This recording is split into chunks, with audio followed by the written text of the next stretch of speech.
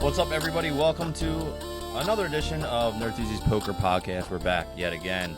So first and foremost, make sure you check out our sponsor, theslotsquad.com, the exclusive #1 place for all the legal signups for casinos and betting sites in the legal states of the United States. So New Jersey, Michigan, I think West Virginia is now in there, Pennsylvania, and then a slew of other sports betting sites that are now legal in like a ton of other states. So go check them out, theslotsquad.com. I stream on there some nights. We have a bunch of streamers on there. You can get some free prizes, some t-shirts, some all kinds of great stuff. So go over there, check it out, theslotsquad.com. Sign up, get some free money, free bonuses for going over there and doing that. On top of that, make sure that you are following all our social media. We have Twitter, Facebook, Instagram, TikTok, and also Patreon. So Patreon's cool because you can actually get like exclusive videos that we put out there. I made some like unboxing, some unique stuff. We put like different polls up there. You guys get to vote on things that we do for future podcasts and videos. And the subscriptions start at like literally $1 a month. And it all goes back to help buy our equipment and support this. So none of us are profiting and taking the money and sticking in our pocket. It's actually going towards editing and building these podcasts for you guys. So make sure you go to Patreon, check that out for sure. All right, so it's March.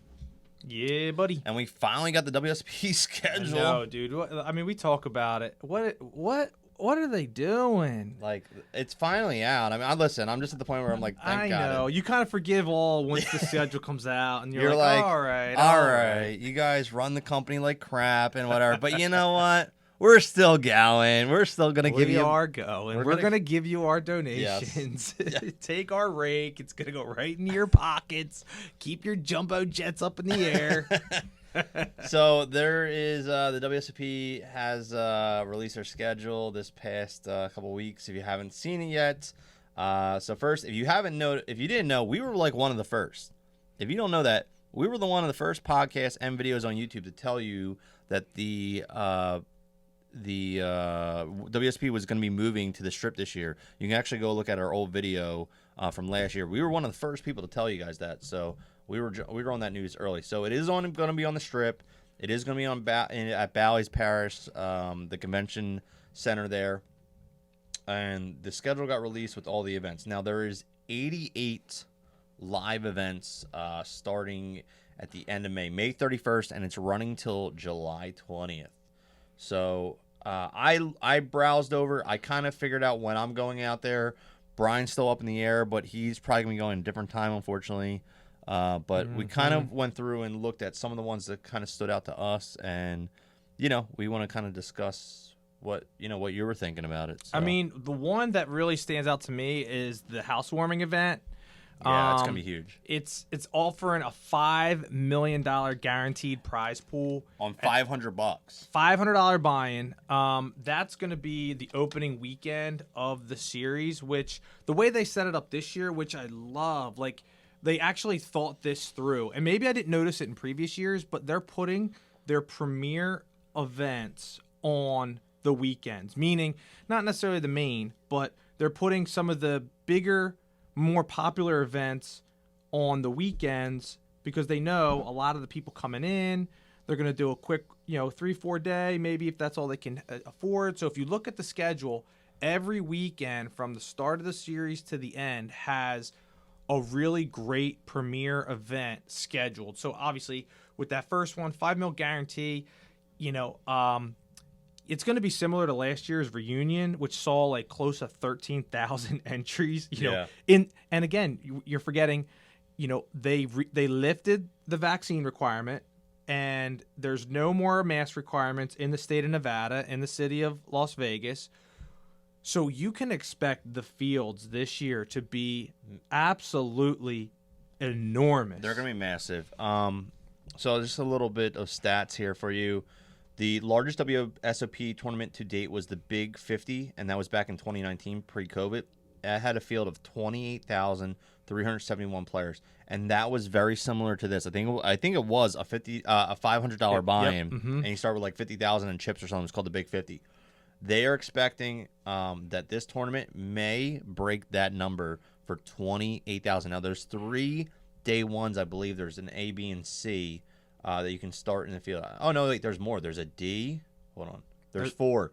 Mm-hmm. There's 4 flights to get in on this event. So, I mean they need literally 10,000 entries to break even. Yeah. Well, not even breaking. Probably, with because everything. there's going to be a little bit of yeah. But realistically, they need about 10,000 people just to cover the prize pool. Yes. So this thing's gonna be massive. I mean, they're going to get it. Yeah. We all know that they're going to get it just because, again, whether you were or weren't for the mandates last series, there was a considerable number of people who, 1, chose not to be vaccinated, and 2, didn't want to be, subjected to wearing a mask throughout the series. So they just chose to forego it. Like, now that those have been lifted, I foresee every field, even the main. I feel like the main is going to put everything to shame. And again, you're forgetting, since COVID, we've had multiple new states legalize online gaming. WSOP has established themselves in various states now, and they're going to be offering satellites into the main, satellites into these other smaller. They've already started. I know online. I know like Pennsylvania is doing every Sunday night. They have a buy-in to give away a main event seat buy-in throughout March, and New Jersey's already doing it as well. So yeah, they're already trying to get people in there. And the main event is scheduled for the main event starts July 1st weekend. So I plan to be out there. I more than likely will not play the main unless I bink something else in that week, and then I'll be like, screw it, I'm staying for the main. So the main event starts July 1st. It is 4th of July weekend, and they are expecting that the main event may be able to July 3rd. I'm sorry. Mini main event is July 1st. July 3rd is the real main event. The real main, yep. Yes. And so the main event record, here's a little stat for you, was set back in 2006. 8,773 players in that event. Now, they've come kind of close to that in years past, but they have not surpassed that. But if there's a year to do it, it might be this year. What it comes down to is the international countries where if they're going to be coming in, because I know some countries it's still a little iffy. Travel restrictions. And then you got everything obviously going on with Russia right now, which is probably a chunk of people that usually come in WSOP that probably won't be coming. Yep. I don't know what those limitations are for that. The WSOP hasn't come out and said anything like we're not accepting Russian players or anything, but I'm sure that's going to be a talk coming up if the Ukraine issue keeps getting worse. Yeah, that's true. So I don't know. I think we're going to see huge fields. I don't know if we're going to break that main event record, but I definitely think that we're going to be up there. The numbers are going to be. Yep. Crazy. So they're still having their daily deep stack tournaments. They have a couple online events that they're going to be, still keeping those things kind of running. And there's the addition of some new events, the return of some really good ones that we're going to talk about. They still offer online registration, which is huge. I actually took advantage of it last year. It really, really saves you time. And really, with the venue change, I feel like registering online is probably the way to go just because you never know. And if we expect the fields to be as big as they are, if you're someone who likes to play like level 1, likes to get there, register early, my advice to you is utilize that online registration system. Go to one of those queues, print out your card, and it really streamlines the process. So let's tap into some of these events. I mean, I know you kind of did that article for US Poker. You highlighted pretty much all of them. I went through. You already said we don't necessarily know what we're going to be playing when we're out there. You kind of locked in your dates. I'm kind of in flux. Yeah. But the few that I picked out that I'll definitely play one of these 3 during this particular series, depending on what weekend I go. And just keep in mind, I tend to focus on the tournaments that have the best structure and really they offer the most bang for your buck, so to speak. Yes. I mean, we know if you've been following us and watching our podcast, we are not, heavy hitters, meaning we don't have huge bankrolls to be going out there and firing at these, high rollers, main event. I mean, we could, but we would be pretty much devastated in cash flow if we chose to do that. Yeah. but we can afford some of the cheaper ones, which 500, 1,000, 1,500. yes. Yeah, that's So more of our range. So that's kind of what I was looking at, and I feel like for most, I don't want to say like amateur players, I would say like for most recreational poker players, if you don't consider yourself a pro, that's like your sweet spot. You know what I mean? Like, so I also like obviously like the freeze out style, which a lot of the World Series events are. Some do offer one re-entry, some offer multiple re-entries, but I try to stick with the ones that either are freeze out or only give you one rebuy. Yeah. And that's only because, again, it kind of goes with your bankroll. You know, if you have deep pockets, then you have the ability to play a little bit more loose, aggressive, because all right, I'm gonna fire 5-6 bullets at this thing. Whereas someone like me, I might be only to fire 1 or 2. Yeah.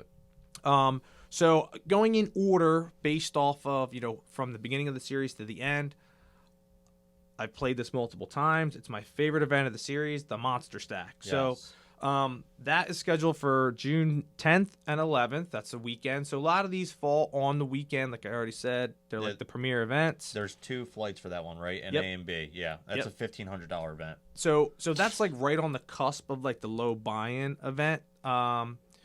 Again, it's 50K start stack, 60-minute levels. It really allows for a ton of deep play.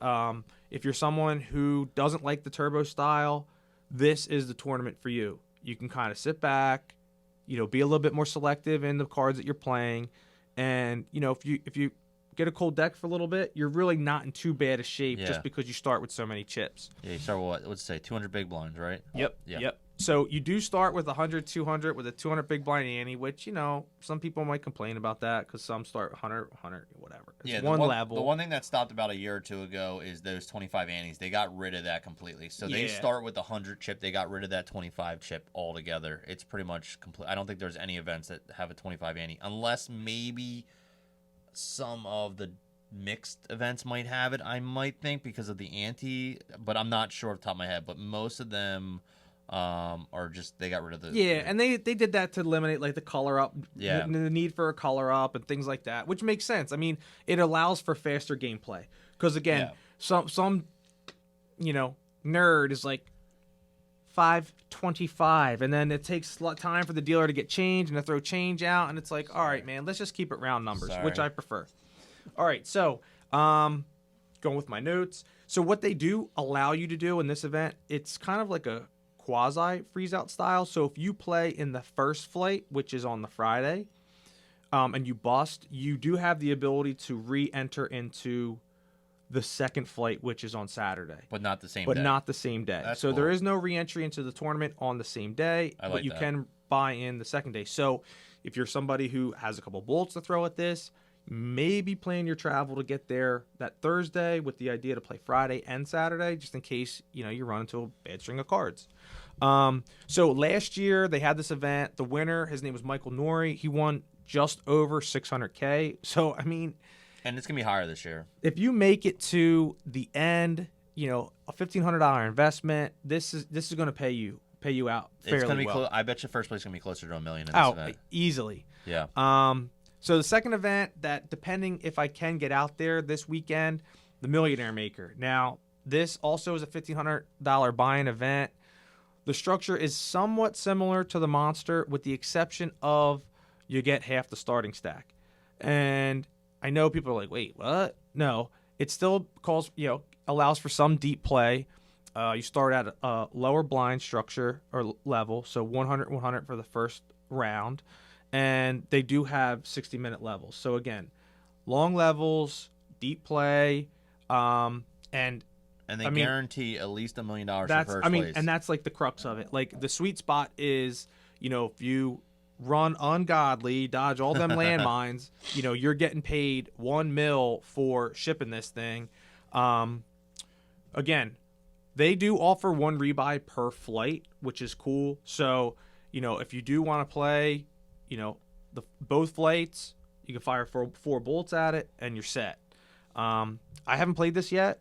I've been wanting to play it just because of, what the end prize is. You know, but again, you have to really run pretty good to get there. Just a little good. But I mean, just the value alone, like $1,500 investment for $1 million return, like that's crazy.